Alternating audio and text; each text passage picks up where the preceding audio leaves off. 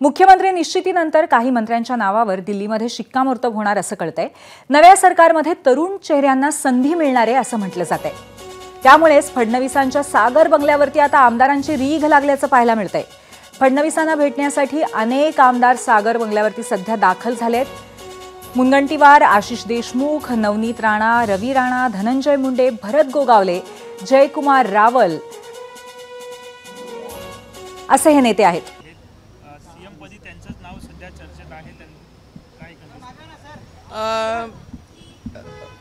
जर आपण पाहिलं, आज मी तरी शुभेच्छा द्यायला झाली होती, कारण जे इलेक्शन आम्ही या विधानसभेमध्ये लढलो आणि जे निकाल आम्हाला अपेक्षित होता त्याच्यापेक्षाही जास्त जे निकाल या महाराष्ट्राच्या जनतेने देवेंद्र फडणवीसजींना पाहून जे निकाल दिलेला आहे, तर मला वाटते मुख्यमंत्रीपदी आमचे देवेंद्र फडणवीसजीच विराजमान होणार आहे आणि त्याच्याकरिताच मी आज आली होती आणि शुभेच्छा दिल्या आहे। आताही मात्र कालपासून एक व्हिडिओ जो व्हायरल होतोय त्यामध्ये बच्चू कडू म्हणतायत की नवनीत राणांनी माझ्या विरोधात उभं राहून दाखवावं, मग समजेल नेमकं काय होतंय। त्यांनी कुठल्याही पद्धतीचं श्रेय घेऊ नये। माझं श्रेय तर नाहीच आहे, दादाला एवढंच म्हणन मी कुठे म्हणताय की माझं श्रेय आहे। माझी जनतानी ते बदला घेतलेला आहे आणि जनतानी त्यांची जागा दाखवून दिलेली आहे। ते येणाऱ्या काळामध्ये सुद्धा ते आपण पाहू। पण दादा, आता कसं वाटतंय? गोड गोड वाटतंय ना? त्यांनी असं म्हटलं की माझा पराभव करण्याची अवकात तुमची नाही राणा दाम्पत्याची, असंही त्यांनी म्हटलं। हां, जनता जनार्दन ची अवकात काढणारे असे लोकांना जनता जनार्दन त्यांची अवकात दाखवून देते। तर मी तर खूप लहान आहे, मी वयाने लहान आहे, अनुभवाने लहान आहे आणि तसंही मी माझी सैनिकाची मुलगी आहे, तर माझी अवकात तर बरेचसे लोक काढत असतात आणि त्याच्यातले बच्चू कडूंनी माझी अवकात काढली आहे। तर एक माझी सैनिकाचे परिवाराची अवकात काढणारे लोकांची अवकात हा लोक दाखवत असतात। त्यांनी असंही म्हटलं की महाराष्ट्रातला कुठलाही मतदारसंघ सांगा, त्या ठिकाणी मी उभा राहतो, तुम्ही उभे राहा, आव्हान दिले। आपले स्वतःचे मतदारसंघात दिवे लावू शकले नाही तर दुसऱ्याच्या मतदारसंघात जाऊन काय दिवे लावतात? भाजपमध्ये नेहमीच धक्कातंत्र वापरलं जातं, यावेळी मुख्यमंत्री पदावरून काही धक्कातंत्र होईल असं वाटतं का? हां, आम्ही देवेंद्र फडणवीसजींचे सैनिक आहे। आम्ही भारतीय जनता पार्टीचे कार्यकर्ता म्हणून जे गेल्या सॅक्रिफाईस देवेंद्र फडणवीसजींनी 2-2.5 वर्ष अगोदर केलेला आहे तो परत रिपीट होणार नाही आणि भारतीय जनता पार्टी हे आमचे देवेंद्र फडणवीसजींनाच मुख्यमंत्री करतील एवढा विश्वास आहे आणि मी आज शुभेच्छा द्यायला झाली आहे। संजय राऊतांनी देवेंद्र फडणवीसांचं कौतुक केलं दिसते आजच्या बाईटमध्ये, सूर बदलले काय नेमकं? अरे देवा, कोणी कौतुक केला? संजय राऊतनी? बाप रे बाप, मैंने सुना है हमेशा कि समय देखकर बहुत सारे लोग बदलते हैं, पर ऐसे लोगों के भी सुर बदलते हैं ये मैंने पहली बार ही सुना है।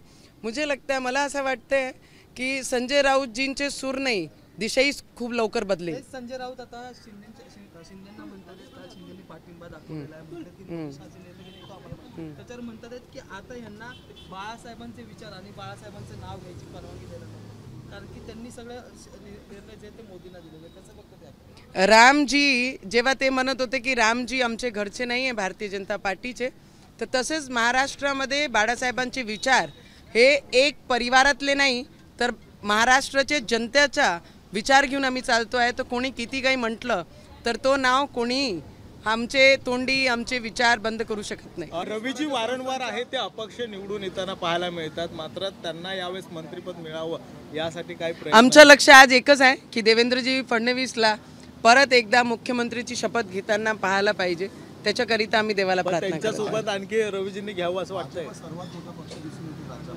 राज्यामध्ये, स्थानिक स्वराज्य संस्थांच्या निवडणुकीमध्ये भाजपने एकट्याने लढावं अशी मागणी आता पुढे येते। हे पहा, आम्ही महायुतीची सरकारमध्ये आहे, आम्ही सगळे मिळूनच लढणार आहे येणाऱ्या काळामध्ये सुद्धा। थँक्यू। सागर बंगल्यावरची आपण ही दृश्य पाहतोय, तिथे आमदारांची रीघ लागलेली आहे। नक्की काय घडतंय तिथे आपण जाणून घेऊया। आपले प्रतिनिधी सागर माने तिथे आहेत। सागर, सध्या एक अहमहमिका दिसतीये सगळ्या या नेत्यांमध्ये भेटण्यासाठी देवेंद्र फडणवीस यांना, काय सांगशील? हे वातावरण कसं आहे सध्या? सागर बंगल्यावरती अनेक आमदारांची रीग लागलेली आहे, कारण मंत्रिपदाची सुद्धा काही नावं निश्चित होतील आजच्या बैठकीमध्ये असं कळतंय. आणि त्यामुळे आपल्याला मंत्रिपद मिळावं यासाठीच अनेक नेते आता देवेंद्र फडणवीस यांची भेट घेण्यासाठी पोहोचलेले आहेत. आमचे प्रतिनिधी अजय माने सुद्धा तिथे आहेत. अजय, नक्की कोणकोणते नेते तिथे आलेत आणि त्यांच्याकडनं काही माहिती कळतेय का? विचारा ना जरा एकदा मला.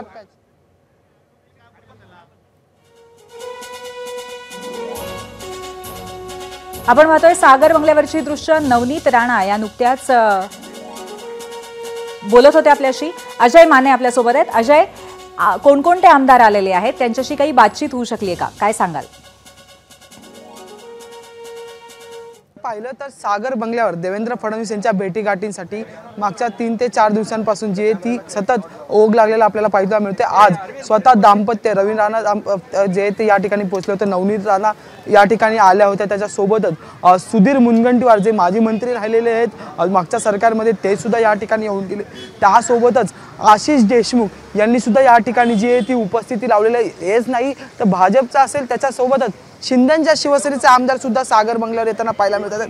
भरत गोगावले जे आहेत ते या ठिकाणी पोहोचलेले आहेत. यासोबतच जर पाहिलं तर अजित पवारांच्या राष्ट्रवादीकडून धनंजय मुंडे यांनी सुद्धा सागर बंगल्यावर जी आहे ती उपस्थिती दाखवलेली आहे. त्यामुळे देवेंद्र फडणवीसांना भेटण्यासाठी आता अनेक जण या ठिकाणी येताना पाहायला मिळतात. खरं तर महाराष्ट्राचं नवं सरकार स्थापन होण्याचा ह्या संपूर्ण कालावधीमध्ये ह्या सगळ्या भेटीगाठी ज्या आहेत त्या वाढलेल्या आहेत. बाकी राज्यातील 2 इतर नेते जे आहेत ते दिल्ली दौऱ्याच्या रांगेत आहेत आणि त्यासोबतच अजित पवार जे ते दिल्लीला पोहोचलेले आहेत. काही वेळा देवेंद्र फडणवीस हे दुपारी 3:30-4च्या सुमारास दिल्लीकडे रवाना होणार आहेत. पण त्याआधी देवेंद्र फडणवीस यांना भेटीगाठीसाठी अनेक लोक स्वतः भाजपचे नवीन आमदार जे आलेले आहेत ते सुद्धा या ठिकाणी येताना पाहायला मिळतात. त्यासोबतच शिंदेच्या शिवसेनेकडून आमदार येताना पाहायला मिळतात. त्यासोबत अजित पवारांच्या राष्ट्रवादीकडून आमदार येताना पाहायला मिळतात. त्यामुळे नेमकं आज देवेंद्र फडणवीस दिल्लीला गेल्यावर कुठले निर्णय होणार हा महत्त्वाचा मुद्दा आहे. कारण की तिन्ही महायुतीचे महाराष्ट्रातले तिन्ही नेते जे ते दिल्लीत जाणार आहेत आणि त्याच्यानंतर निकाल जो आहे तो महाराष्ट्राचा घेऊन येणार.